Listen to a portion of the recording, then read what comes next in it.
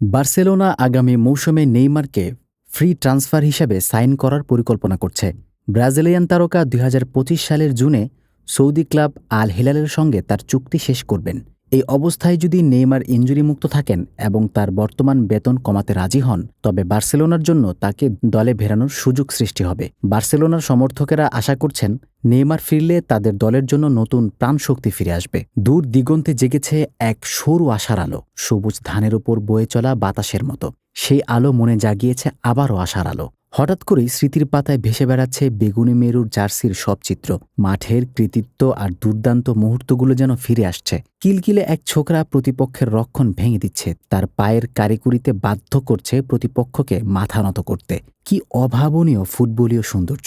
Neymar junior যতদিন বার্সেলোনায় ছিলেন ততদিন এই ধরনের দৃশ্য মুগ্ধতা ছড়িয়েছে। বার্সেলোনায় তার আগমন ছিল ২০১৩ সালে, যখন তিনি ব্রাজিলিয়ান ক্লাব সান্তোস ছেড়ে কাতালান ক্লাবে যোগ দেন। এসেই দর্শকের মনে জায়গা করে নেন তিনি। লিওনেল মেসি ও লুইস সুয়ারেজের সাথে মিলে গড়ে তোলেন এক অপ্রতিরোধ্য। তাদের সঙ্গে খেলতে গিয়ে নিজের পায়ের জাদুতে তিনি মনোমুগ্ধ করেন কাতালোনিয়ার বাসিন্দাদের। সমর্থকেরা তাকে খুব আপন করে নিয়েছিল এবং নেইমারও বার্সেলোনাকে নিজের ঘর হিসেবেই ধরে নিয়েছিলেন। কিন্তু সময়ের সঙ্গে সঙ্গে অর্থের ঝনঝনানি তাকে ঠেলে দেয় দ্রুস্ত জালে। ২২০ মিলিয়ন ইউরোর বিনিময়ে তিনি বার্সা ছেড়ে সেন্ট জামেরিতে যোগ দেন।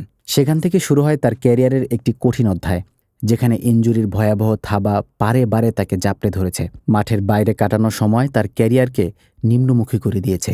বিএস জিতে থাকা অবস্থায় তিনি কখনোই প্রকৃত শান্তি খুঁজে পাননি। ইনজুরির কারণে অধিকাংশ সময় তাকে মাঠেই দেখা যায়নি।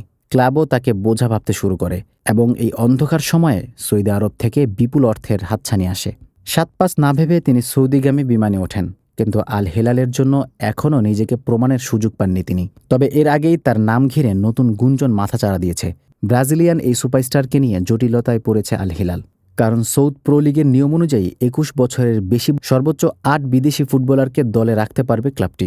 বর্তমানে নেইমার ছাড়াও ৮ ফুটবলার রয়েছে আল হিলালের। তাছাড়া তার বয়স এবং ইনজুরির ইতিহাস একটি বাধা হয়ে দাঁড়িয়েছে। কোনো ক্লাবই ইনজুরির ভয়াবহতা মাথায় নিয়ে তাকে স্বাগত জানাতে আগ্রহী নয়।